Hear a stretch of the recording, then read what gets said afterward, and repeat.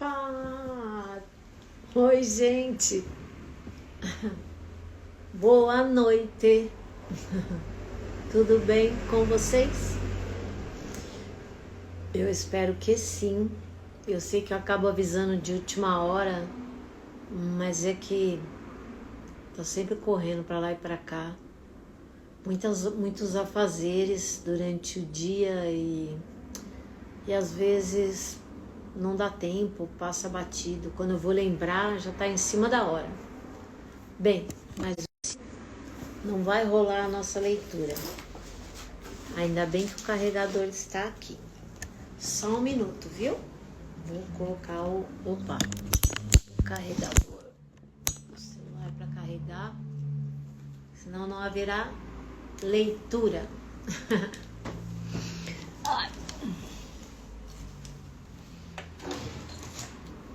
Esse negócio aqui ligado que eu esqueci.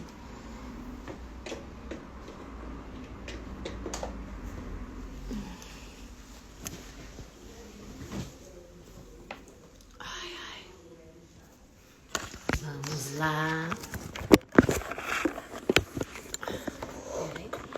Vai ficar um pouquinho tortinho, mas eu acho que tudo bem, né?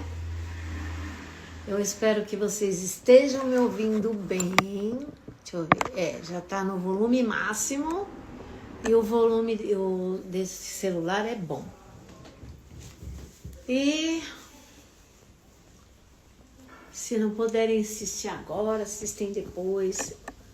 Como eu já falei, eu acho que tem várias pessoas que eu conheço que já leram esse livro. Mas ele é tão incrível que eu acho que vale a pena ler novamente. Deixa eu ver. Aí nós paramos. Ainda estamos no capítulo 1. Iluminação. Oh, meu Deus. O meu pau de selfie, aquele cósmico, sabe? É tripé também. Machucadinho. Olha aí, ó. Ai, judiaira, acho que ele tá velhinho. Ele não tá querendo mais ficar de pé. Cansou. Deixa eu achar alguma coisa pra apoiar ele. Jesus, precisa de um novo.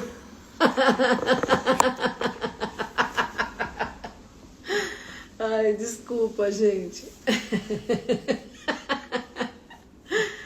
Mas rir é tão bom, né? Eleva a nossa vibração até a quinta dimensão ou mais. Bom, então, a parte do capítulo 1 que eu ia começar a ler hoje, que eu vou começar a ler hoje, é Iluminação, elevando-se acima do pensamento. Aí são perguntas e respostas. E a primeira pergunta nesse tópico é: o pensamento não é indispensável para sobrevivermos neste mundo? Nossa mente é um instrumento, uma ferramenta. Está ali para ser usada em uma tarefa específica e depois ser deixada de lado. Sendo assim, eu poderia afirmar que 80% a 90% dos pensamentos que não só são repetitivos e inúteis, mas por conta de uma natureza frequentemente negativa, são também nocivos. Cruel, né? Observe sua mente e verificará como isso é verdade. Essa atitude causa uma perda significativa de energia vital. Então a gente pensa tanto, né?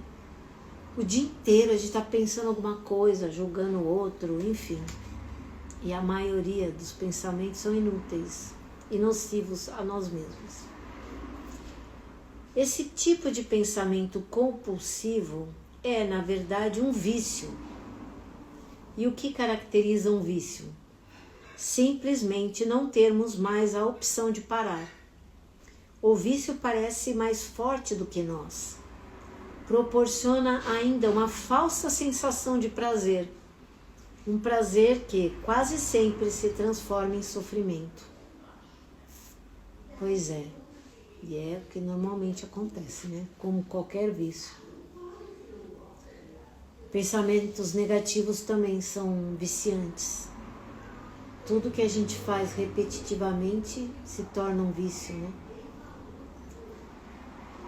Por que temos de ser viciados em pensar? É a outra pergunta. Porque estamos identificados com esse processo, já que a percepção do eu interior tem origem no conteúdo e na atividade de nossas mentes. Acreditamos que deixaríamos de existir se parássemos de pensar. No processo de crescimento, construímos uma imagem mental de nós mesmos, baseada em nosso condicionamento pessoal e cultural. Podemos chamar isso o fantasma pessoal do ego. Consiste em uma atividade mental e só pode ser mantido através do pensar constante. A palavra ego tem sentidos diferentes para pessoas diferentes, mas aqui significa um falso eu interior, criado por uma identificação inconsciente com a mente. Para o ego, o momento presente dificilmente existe. Só o passado e o futuro são considerados importantes. Essa total inversão de verdade explica por que, para o ego, a mente não é totalmente funcional. O ego está sempre preocupado em manter vivo o passado, porque pensa que sem ele não seríamos ninguém. E se projeta no futuro para assegurar a continuação de sua sobrevivência e buscar algum tipo de escape ou satisfação lá adiante. Ele diz assim: um dia, quando isso ou aquilo acontecer, vou ficar bem, feliz, em paz.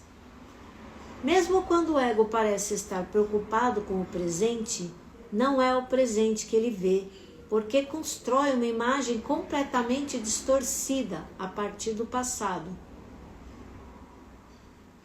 Ou então, reduz o presente a um meio para obter o fim desejado. Um fim que consiste em um futuro projetado pela mente. Observe sua mente e verá que é assim que ela funciona. O momento presente tem a chave para a libertação, mas você não conseguirá percebê-lo enquanto você for a sua mente. Não quero perder a minha capacidade de analisar e criticar. Aqui é uma outra pergunta, tá? Não quero perder a minha capacidade de analisar e criticar. Não me importa em aprender a pensar de forma mais clara, com um sentido mais direcionado, mas não quero perder esse dom que considero o bem mais precioso que temos. Sem ele seríamos apenas mais uma espécie animal. Isso é uma colocação que uma pessoa fez e agora ele vai responder a respeito. O predomínio da mente é apenas um estágio na evolução da consciência. Precisamos urgentemente passar ao próximo estágio, senão seremos destruídos pela mente, que se transformou em um monstro. Falarei sobre isso em detalhes mais adiante. Pensamento e consciência não são sinônimos. O pensamento é um pequeno aspecto da consciência. O pensamento não consegue existir sem a consciência, mas a consciência não necessita do pensamento. A iluminação significa chegar a um nível acima do pensamento e não ficar abaixo dele, ao nível de um animal ou de uma planta. No estado iluminado, continuamos a usar nossas mentes quando necessário, mas de um modo mais focalizado e eficiente. Assim, utilizando nossas mentes com objetivos práticos, não ouvimos mais o diálogo interno involuntário e sentimos uma enorme serenidade interior. Quando usamos de fato nossas mentes, e em especial quando necessitamos de uma solução criativa, há uma oscilação de segundos entre o pensamento e a serenidade. Entre a mente e a mente vazia. O estado de mente vazia é a consciência sem o pensamento. Só assim é possível pensar criativamente, porque somente desse modo o pensamento tem alguma força real. O pensamento sozinho, quando não mais conectado com a área da consciência, que é muito mais ampla, rapidamente se torna árido, doentio e destrutivo. A mente é, em essência, uma máquina de sobrevivência. Ela executa muitas coisas boas quando, por exemplo, ataca outras mentes e se defende delas. Coleta, armazena e analisa uma informação, mas não é nada criativa. Todo artista verdadeiro, quer tenha ou não consciência disso, cria a partir de um lugar de mente vazia que se origina de uma serenidade interior. A mente, então, dá forma ao impulso criativo ou insight. Até mesmo os grandes cientistas têm relatado que as suas descobertas mais originais aconteceram em um momento de serenidade mental. Uma pesquisa nacional realizada com alguns dos matemáticos mais preeminentes que já atuaram nos Estados Unidos, incluindo Einstein, para estudar seus métodos de trabalho, mostrou que o pensamento é apenas uma parte secundária da fase breve e decisiva do ato criativo em si. Logo, eu poderia dizer que a maioria dos cientistas não é criativa. Não porque não sabe pensar, mas sim porque não sabe como parar de pensar. Então, a gente precisa praticar para aprender, né? A parar de pensar às vezes, não gastar tanta energia. Muitas vezes nós não ficamos cansados com exercícios físicos tanto quanto ficamos quando você passa o dia todo trabalhando ou pensamentos o dia inteiro, passa tantas coisas na nossa cabeça que quando chega no final da tarde, à noite, você já está cansado. É um cansaço mental, sabe? De pensamentos inúteis, pensamentos negativos, de julgamentos. Enfim, por isso que se fala tanto da meditação, da respiração consciente, né? Não foi a mente nem o pensamento que criou o milagre da vida ou nossos corpos. É claro que existe uma inteligência de uma dimensão muito maior do que a da mente, trabalhando para manter tudo isso funcionando. Como uma simples célula humana que mede Nossa, eu nem sei falar isso aqui. É bem pequenininha, tá? Pode conter instruções dentro do DNA que encheriam 1000 livros de 600 páginas cada um. Você vê como que pode, né? Tanto mais aprendemos sobre o funcionamento do corpo, mais percebemos como é vasta a inteligência que age dentro dele e como sabemos pouco a seu respeito. Quando a mente se relaciona com o corpo, transforma-se na mais maravilhosa das ferramentas. Serve então a alguma coisa maior do que ela mesma. Quer dizer, você usar a mente a seu favor, né? Fazer com que ela trabalhe junto a você.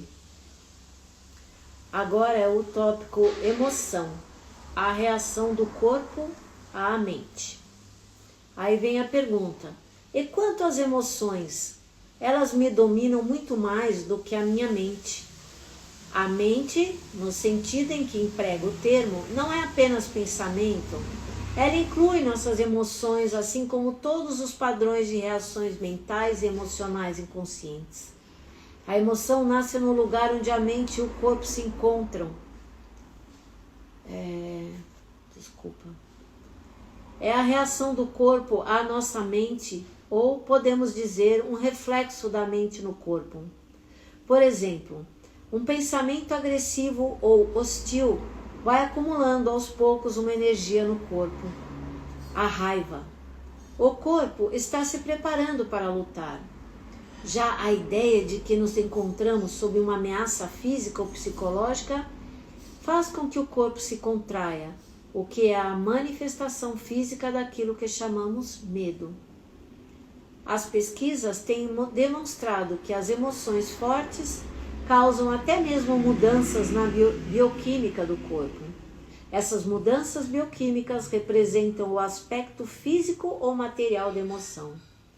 Em geral, não temos consciência de todos os nossos padrões de pensamento. Só é possível trazê-los à consciência quando observamos nossas emoções. Quanto mais identificados estivermos com nosso pensamento, com as coisas que nos agradam ou não, com nossos julgamentos e interpretações, ou seja, quanto menos presentes estivermos como consciência observadora, mais forte será a carga de energia emocional. Tenhamos ou não consciência disso. Se você não consegue sentir as suas emoções, se as mantém à distância, terminará por senti-las em um nível puramente físico, como um sintoma ou um problema físico. Muito se tem escrito a respeito disso nos últimos anos. Portanto, não precisamos nos aprofundar no assunto. É possível que um forte padrão emocional inconsciente venha a se manifestar como um acontecimento externo.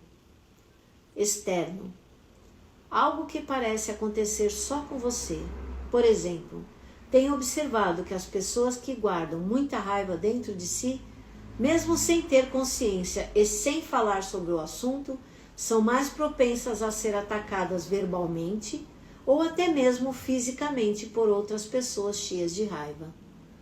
Com frequência, sem qualquer motivo aparente. A razão é que elas desprendem uma raiva tão forte que acaba sendo captada de forma subconsciente por outras pessoas, e isso aciona a raiva lentamente que essas trazem dentro de si.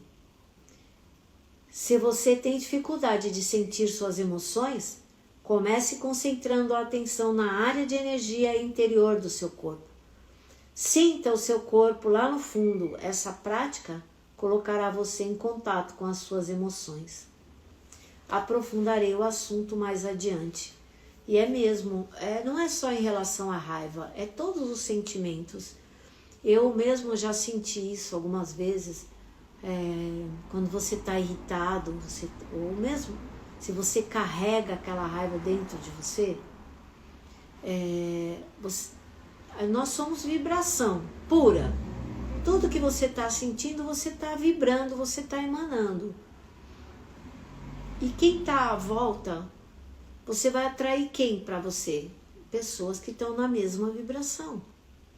E elas vão te agredir. Se você está sentindo isso, você vai ser agredido dessa mesma forma. E assim é o contrário. Quando a gente está feliz, quando você trata as pessoas com amor, com atenção, você recebe a retribuição. É impressionante. Faça um teste para você ver.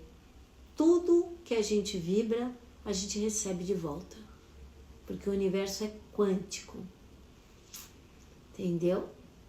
A vida vem em ondas como o mar. Num indo e vindo infinito. Não se esqueça da música do Lulu. E é isso.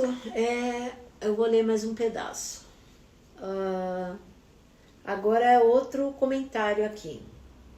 Você diz que a emoção é o reflexo da mente no corpo, mas às vezes ocorre um conflito entre os dois quando a mente diz não e a emoção diz sim, ou vice-versa.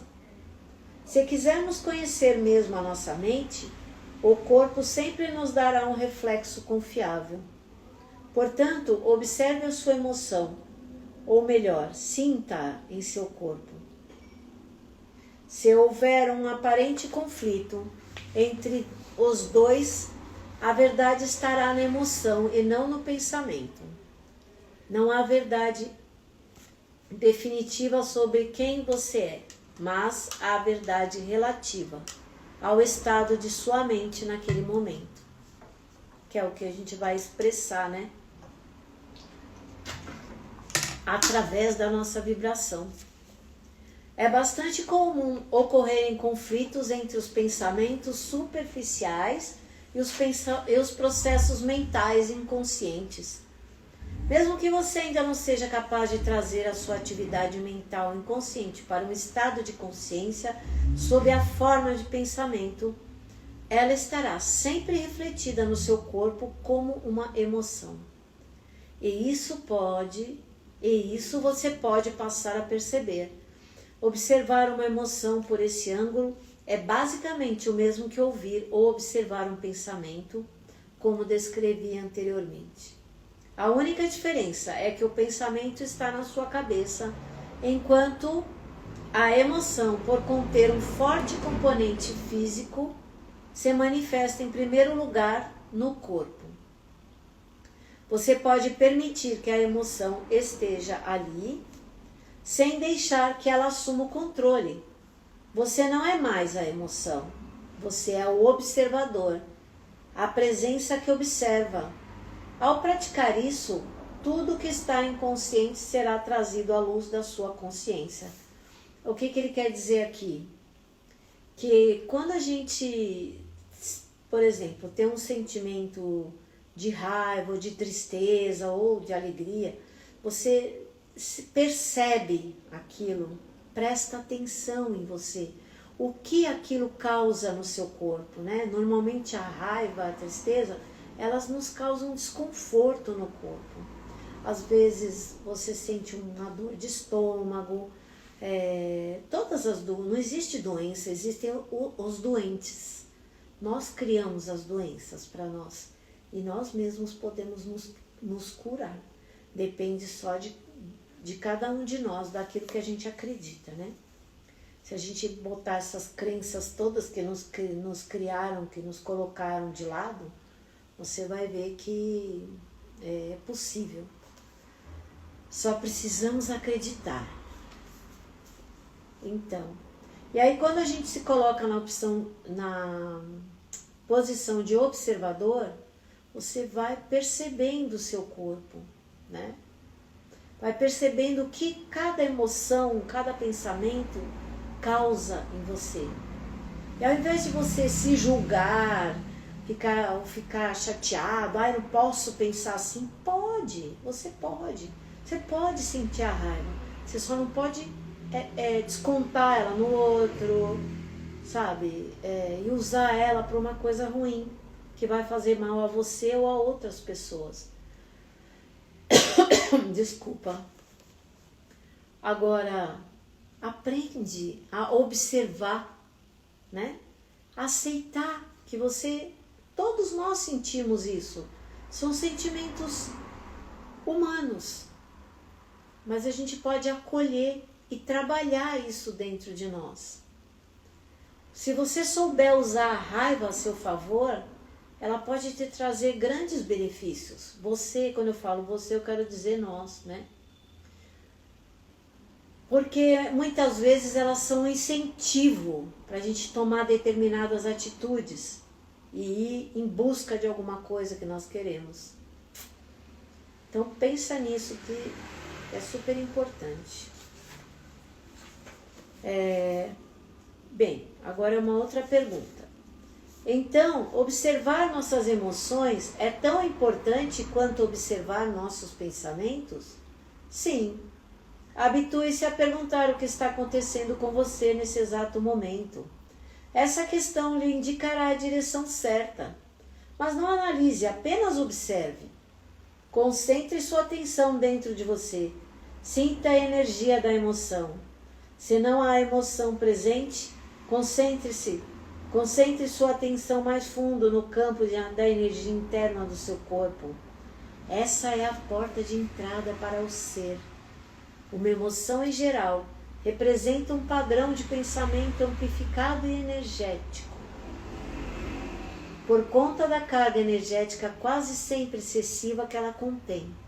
Não é fácil, a princípio, termos condições para observá-la.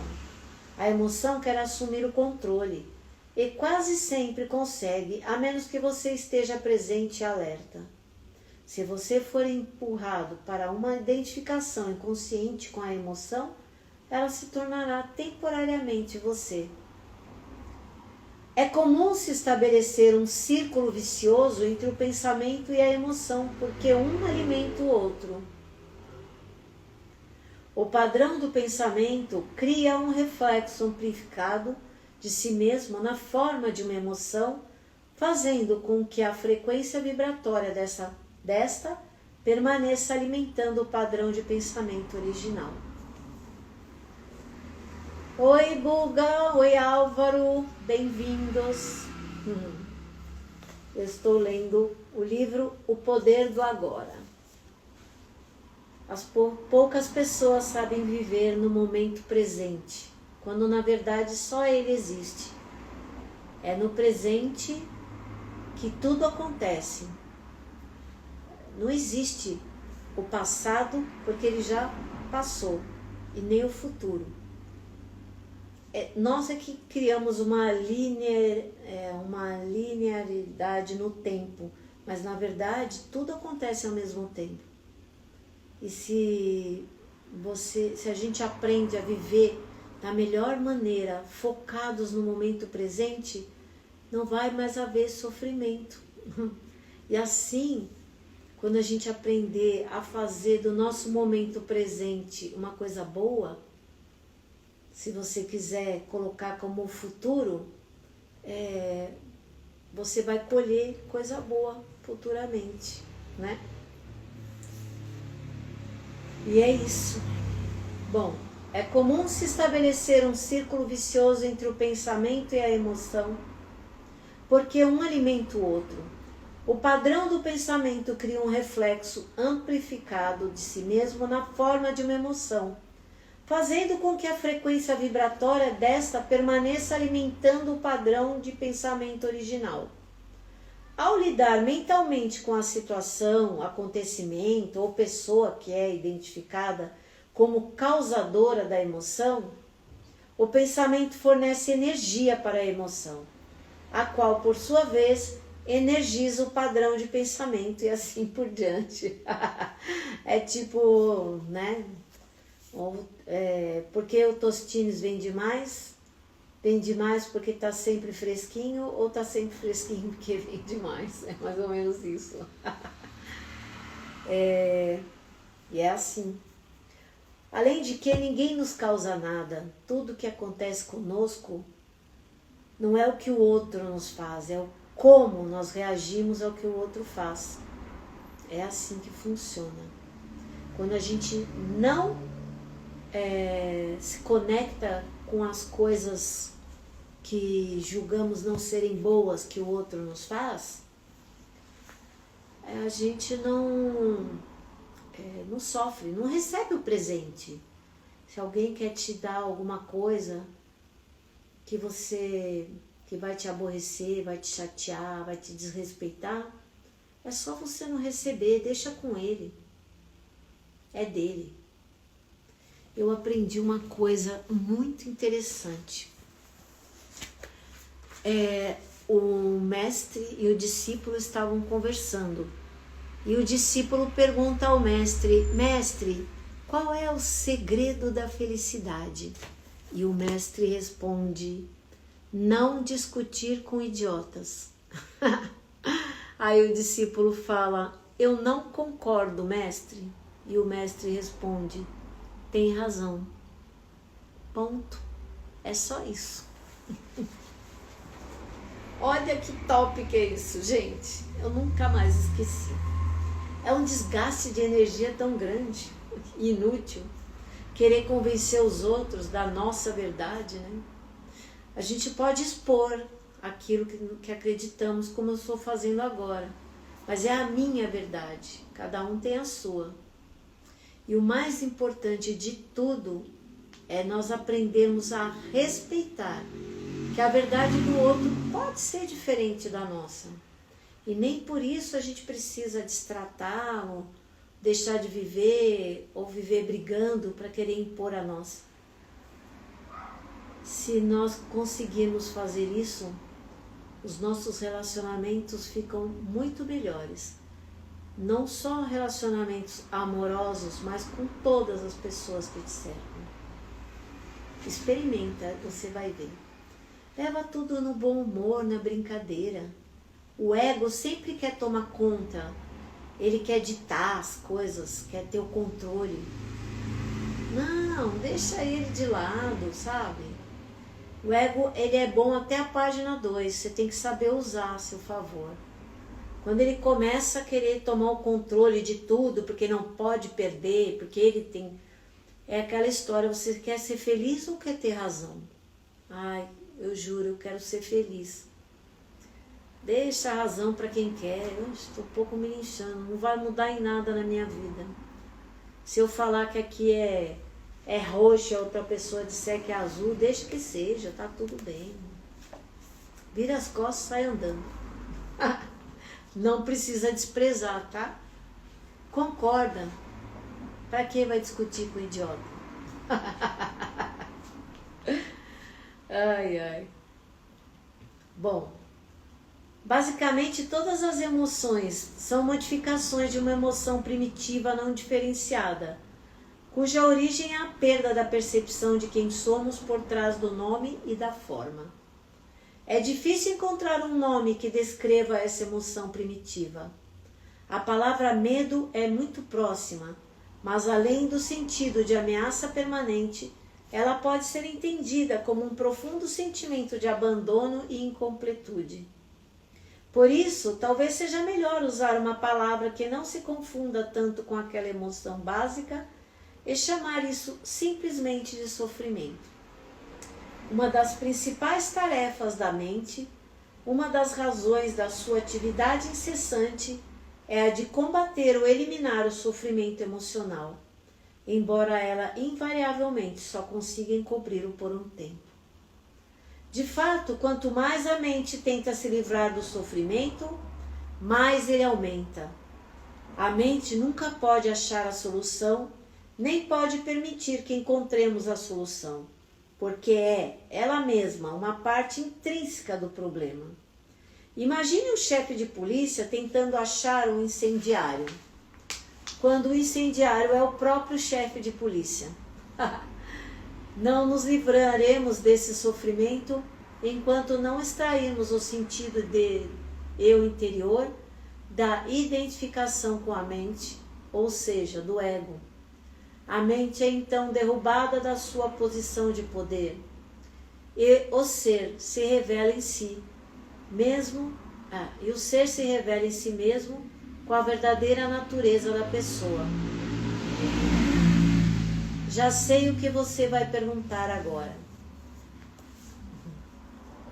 Bom, aí fala, eu ia perguntar o que acontece com as emoções positivas, como o amor e a alegria? Elas são inseparáveis do estado natural de conexão interior com o ser. Sempre que houver um espaço no fluxo dos pensamentos, podem ocorrer lampejos de amor e alegria, ou breves instantes de uma paz profunda. Para a maioria das pessoas, tais espaços raramente acontecem, e mesmo assim, por acaso, nas ocasiões em que a mente fica sem palavras, instigada por uma beleza estonteante, uma exaustão física extrema, ou mesmo um grande perigo. De repente se instala uma serenidade interior, e dentro dessa serenidade existe uma alegria sutil, mas intensa. Existe amor, existe paz. Normalmente, tais momentos têm uma vida curta, pois a mente logo reassume essa atividade barulhenta, a que chamamos pensar. O amor, a alegria e a paz não conseguem florescer, a menos que tenhamos nos livrado do domínio da mente. Mas eu não os chamaria de emoções. Eles estão por baixo das emoções em um nível mais profundo. Portanto, precisamos nos tornar plenamente conscientes de nossas emoções e sermos capazes de senti-las antes de sermos capazes de sentir aquilo que está além delas. A palavra emoção significa literalmente desordem. A palavra vem do latim emovere, que significa movimentar. Amor, alegria e paz são estados profundos do ser, ou melhor, 3 aspectos do estado de ligação interior com o ser. Assim, não possuem opositores pela simples razão de que surgem por trás da mente. As emoções, por outro lado, sendo uma parte da mente dualística, estão sujeitas à lei dos opostos. Isso quer dizer simplesmente que não se pode ter o bom sem que haja o mal. Portanto, numa condição não iluminada de identificação com a mente, aquilo que algumas vezes é erroneamente chamado de alegria é o lado geralmente breve do prazer, dentro da alternância contínua do ciclo sofrimento-prazer. O prazer sempre se origina de alguma coisa externa a nós, ao passo que a alegria nasce do nosso interior. Do mesmo modo, o que se costuma chamar de amor pode ser prazeroso e excitante por um tempo, mas é um apego adicional, uma condição de necessidade extrema que pode vir a se transformar no oposto em um piscar de olhos. Muitas relações amorosas, passada a euforia inicial, oscilam entre o amor e o ódio, a atração e a agressão. O amor verdadeiro não permite que você sofra. Como poderia? Não se transforma em ódio de repente, assim como a verdadeira alegria nunca se transforma em sofrimento. Antes de atingirmos a iluminação, antes mesmo de nos libertarmos de nossas mentes, podemos ter lampejos de alegria autêntica, de um amor verdadeiro e de uma profunda paz interior, tranquila, mas intensamente viva. Esses são aspectos da nossa verdadeira natureza, em geral obscurecida pela mente. Mesmo dentro de uma relação normal de dependência, é possível haver momentos em que podemos sentir a presença de algo genuíno, incorruptível, mas serão somente lampejos, a serem logo encobertos pela interferência da mente. Você poderá ficar com a impressão de que teve alguma coisa muito valiosa, mas a perdeu. Ou a sua mente pode lhe convencer de que tudo não passou de uma ilusão. A verdade é que não foi uma ilusão, e você também não perdeu nada. Esse algo valioso é parte do seu estado natural. Pode estar encoberto, mas nunca ser destruído pela mente. Mesmo quando o céu está totalmente coberto, o sol não desapareceu. Ainda está lá por trás das nuvens. É muito bonito isso que ele falou, é muito real mesmo, né? Que aqui, infelizmente, muita gente confunde que o amor de verdade, ele não cobra, ele só deseja o bem, independente de quem seja, sabe? Perdoa. É um sentimento, eu acho que o mais próximo que conhecemos do verdadeiro amor é o amor de uma mãe por um filho. Porque o restante, as pessoas muitas vezes confundem, né? No primeiro momento tem uma paixão ou uma dependência muito forte. E com o tempo aquilo vai se arrefecendo. Mas a gente vai chegar lá. Estamos descobrindo as coisas ainda. Nós somos amor, só estamos aqui para nos lembrar de quem somos. Se nós somos filhos do Criador, somos partículas de Deus, nós também temos tudo que Ele tem, em menor parte. Estamos aqui para experienciar as coisas. E dessa maneira cada um vai encontrando o seu jeito de amar, de ser feliz.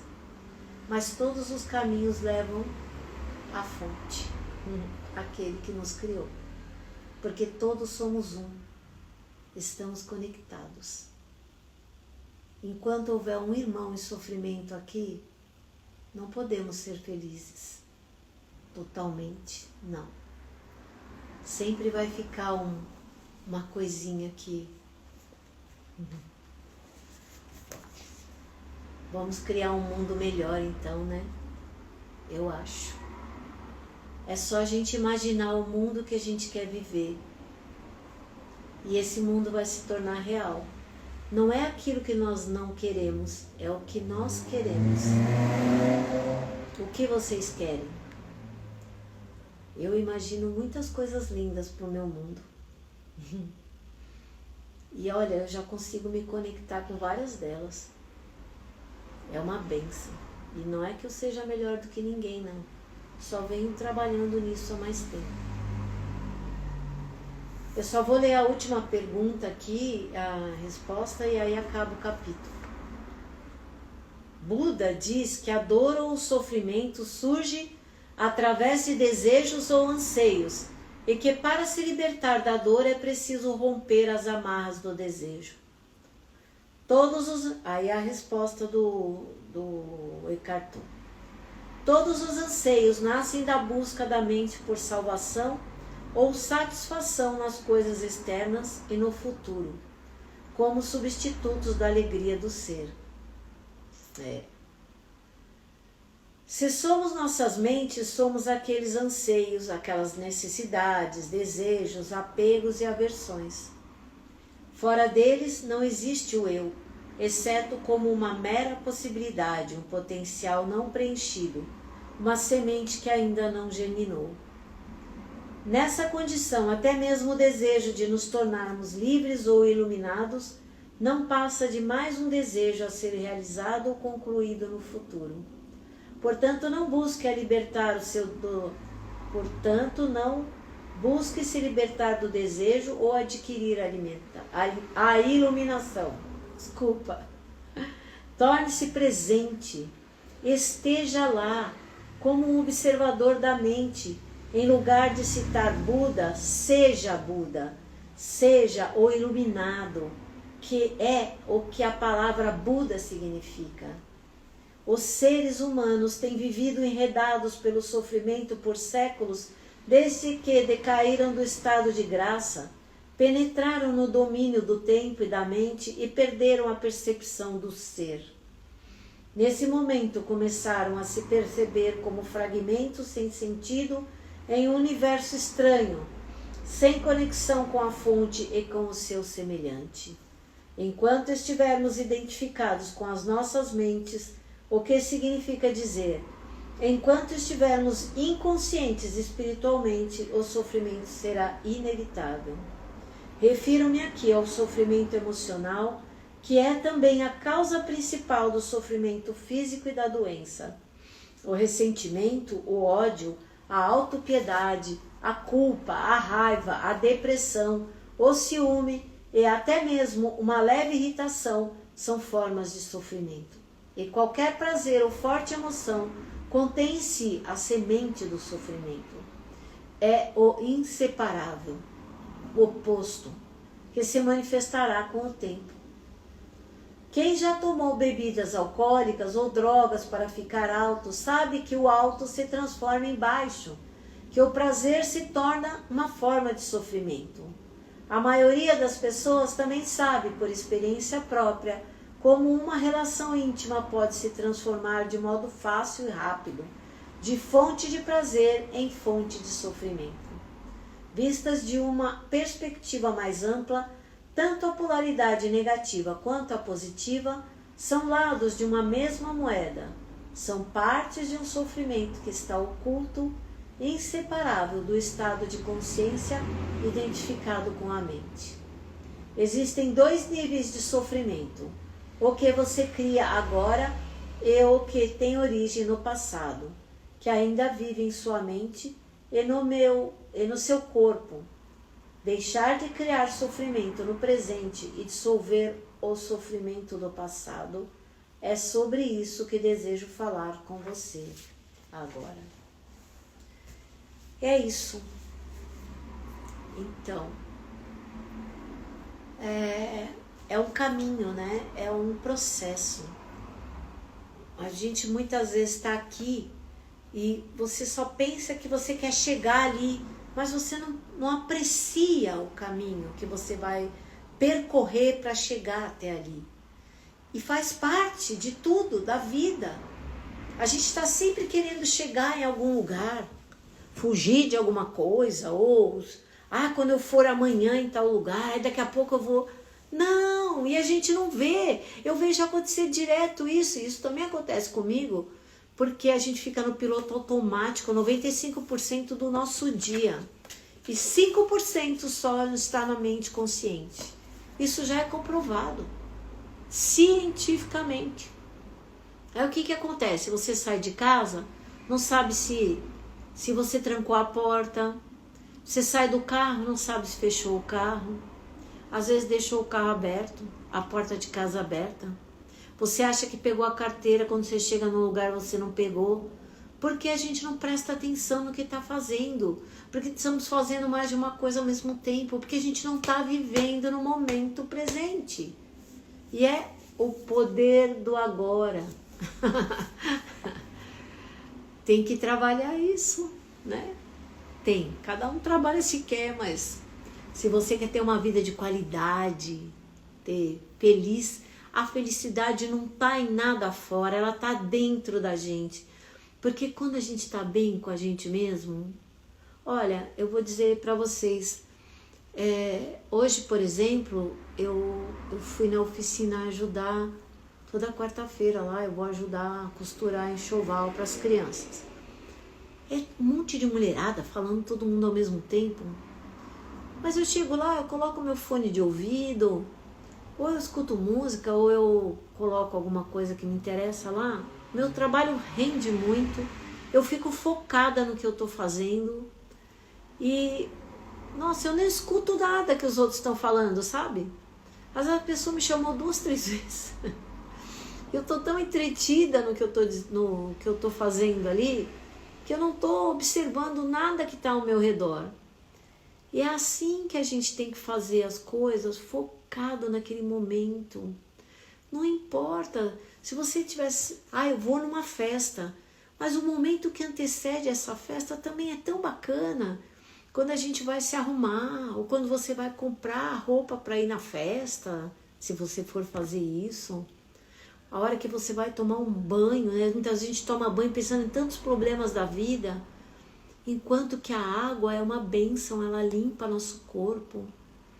Ela é um veículo que carrega energias poderosíssimas. Ela é rica em vibração, ela recebe as nossas vibrações e transmite isso, entendeu? Isso também é comprovado cientificamente. Mas como a maioria vive no piloto automático, a gente não para pensar nisso. Enfim. Bom. É isso, meus queridos. Eu espero que vocês tenham gostado. Quem não viu agora, vai ver depois. Eu fico feliz. Eu espero que eu tenha conseguido contribuir de alguma maneira para dar assim uma luzinha para vocês, para todos nós possamos melhorar o nosso caminhar aqui nesse planeta tão maravilhoso que a gente ganhou de presente e que a grande maioria só detona ao invés de apreciar, de amar e desejar o bem. Não critica nada nem ninguém, só abençoa. Tudo que a gente vive na vida são bênçãos, porque todo mundo que passa no nosso caminho, tudo que a gente vive são escolhas nossas, são frutos daquilo que a gente acredita, que a gente pensa, e também servem para a nossa evolução, para nós melhorarmos. E é isso. Bom descanso para vocês. Um beijo no coração de todos. E até amanhã. Não, amanhã não vai ter leitura, porque amanhã eu tenho compromisso. Todas as quintas-feiras eu tenho compromisso à noite, então Eu também gosto de estudar outras coisas. Eu tenho aula e aí não vou fazer a leitura amanhã, na sexta, tá bom? Mas eu vou avisando aqui. De qualquer maneira, sempre fica gravado aqui. Se alguém quiser me seguir no YouTube, o meu canal é Silvia Veiga. Todos os vídeos que eu faço aqui ficam gravados aqui e lá no meu canal do YouTube, tá bom? Beijo, fiquem com Deus.